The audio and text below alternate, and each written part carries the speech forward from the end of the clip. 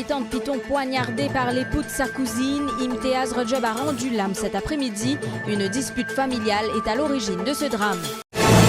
Autre drame à Okoulé, Idriss Abdulrahman a été agressé par un voleur. Ce septuagénaire n'a pas survécu à cette attaque. Le suspect, Abdallah Elahi, travaillait avec Idriss Abdulrahman. Kalian Tarola s'en sort sans sanction. La speaker de l'Assemblée nationale a tranché dans l'affaire des sextos impliquant le député du MSM. Maya Hanoumanji a toutefois condamné avec force les actes de Kalian Tarola lors d'un ruling cet après-midi. Et puis Aquarius, MSF et SOS Méditerranée annoncent mettre un terme aux activités de secours en mer du navire. Bonsoir à tous. Imteaz Rajab n'a pas survécu à ses blessures. Cet habitant de Piton de 36 ans a été poignardé hier soir par l'époux de sa cousine Ashraf Bekou. C'était lors d'une dispute familiale à Providence, quartier militaire. Grièvement blessé, la victime a subi une délicate intervention chirurgicale à l'hôpital de Flac aux petites heures ce matin. Il a rendu l'âme cet après-midi. Le suspect, Ashraf Bekou, a lui été arrêté par la police de quartier militaire. Des habitants de Piton sont sous le choc après la disparition tragique de Reaz Roujad. Cet homme de 36 ans n'a pas survécu à ses blessures après avoir été mortellement poignardé par Ashraf Bekou, qui est l'époux de sa cousine. Fazana relate qu'elle a appelé ses proches car elle était de nouveau victime de violences conjugales. Meus anos se les a perdu, mas ele chamou também tudo para esses anos lá. Moi avait trouvé meus anos dans la case, então me dira, ele batman calot. Tout de suite appelle son maman papa là-haut. Son maman papa vini, puis discuter moi. Son maman commence battement lui aussi. Moi j'ai aussi un battement. On recevait portable, mon téléphone mon frère. Mon frère vini, ma cousine vini. Il t'a pas discuter. Ça veut dire tous les deux périssés. Périssés quand se coller mon monsieur avec mon frère, il reste des fans, il pas qu'on est quand il finit tirer couteau, il commence à crier, moi j'ai mon beau-père, il prend couteau, mon beau-père pas écoute moi lui, mon fracture seconde, banane réussi pour ça moi pas qu'on est comme mon frère qui dit mal, moi pas qu'on est comme mon cousin finit blessé tout. Mon beau-père peut avoir 16 peut taper lui aussi, on est à l'hôpital, un battement là tout enflé. Faldin Roujad raconte qu'il a tenté de calmer les esprits échauffés. Il ne savait pas que son beau-frère était en possession d'une arme tranchante. Mon téléphone moi vers 8h30 par là. J'ai vite vite, j'ai mon belle-mère, mon beau-père, mon monsieur battement. Moi j'ai dit attendre de venir. On prend mon cousin, on a là-bas. On rentre dedans, on cause bien. Fraction seconde, on fait une grosse couteau. Il a pu séparer, il coupe moi là. Cousin quand tu rentres, quand mon cousin est coupé, on faisait tirer, il a venu à l'hôpital vite vite. Quand on m'a tiré moi dehors, je ne pousse pas, je ne dehors, je ne ferme la porte. Je ne crape, je ne crois pas. Même la police vient. C'est dans les intentions pour couper parce que quand on rentre, fraction seconde, un couteau vient de sur la main. Je ne sais pas connaître quand couteau là ne passe sur moi. C'est moi si je me trouve mon cousin peut crier, il va dire il pique moi. Comme on sortit, il est là, je trouve ça dans la main pour tout. Le père de Reaz Roujad était persuadé que son fils allait se remettre de ses blessures. Les pères pendant dans l'hôpital. Comment nous pouvons rentrer là-bas? Moi, tout mon garçon, tout un sérum de ça, comme ça. Après, on a un docteur, tout, on te dit pas mener la salle d'opération. Là, on fait opération, je commence à faire 6h30, la salle commence à visiter, là, mon alguette, mon garçon, il dormit comme ça, tout a été ban l'appareil, tout ça là.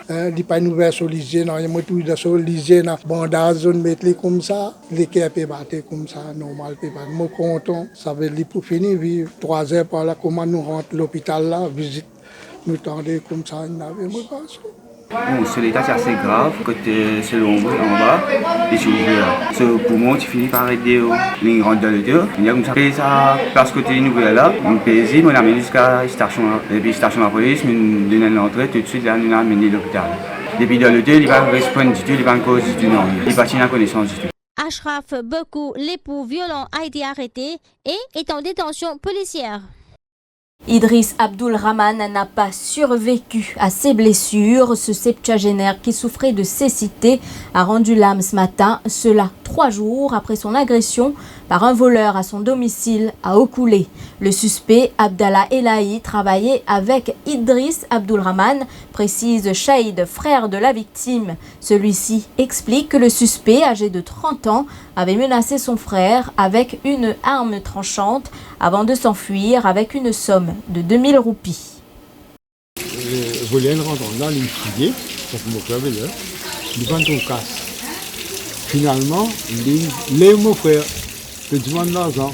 Mon frère pensait aujourd'hui qu'il faut ça voler là, parce qu'il y en a 5 fois avant une rentrée d'une coquin. Quand on connaît ça, mais ça fait là, il disait comme ça, il réfléchit à voler, il dit qu'il va voler là, voler, il prend une couteau dans la cuisine, il dit, plus il tient une poignard d'or. Donc mon frère était littéralement, couteau sur la manche, il casse. Vous connaissez un couteau sinon, là, la manche c'est quelque chose tout cassé. En fait, il tombe sur la tête, il est en délité, sur la tête là. Net, ça fait il y a du mal. Mais quand il fait ça, Bouglin a dit comme ça, c'était pas d'un casse pour plus de temps. Mais quand il trouvait que Bouglin a une poignard, ça fait là, il a dit qu'il a l'autoction, puis il a le tiers cassé une demi, parce que ça fait 2 000 €. Une semaine de cela, avant, il coquin 22 000 €. Finalement, il donne une casse, il a allé. Ça va être une caméra. Caméra, mais aussi, chose pour les quand on dit à la police, il prend un casse, il y a un sac qui est allé. Il revient du bout avec un sac qui est allé. Et là, la police tente dans le temps. Aucune sanction contre le député Kalyan Tarola. La speaker de l'Assemblée nationale a tranché dans l'affaire des sextos impliquant le député du MSM. L'affaire avait éclaté en septembre 2017. Lakshmi Devi Adin avait fait une déposition à la police accusant le député Tarola de lui avoir envoyé des photos obscènes à travers WhatsApp. Cela en pleine séance parlementaire. Dans un ruling rendu ce vendredi après-midi, Maya Hanumanji affirme qu'aucune sanction ne peut être prise contre le député de la circonscription numéro 10.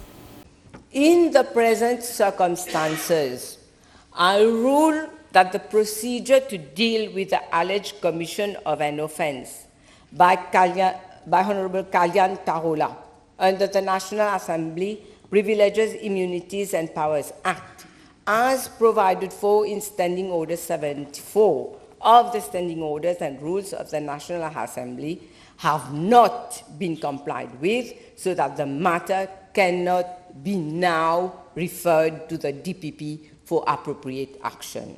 The contrary would be violation of our prescribed standing orders and rules.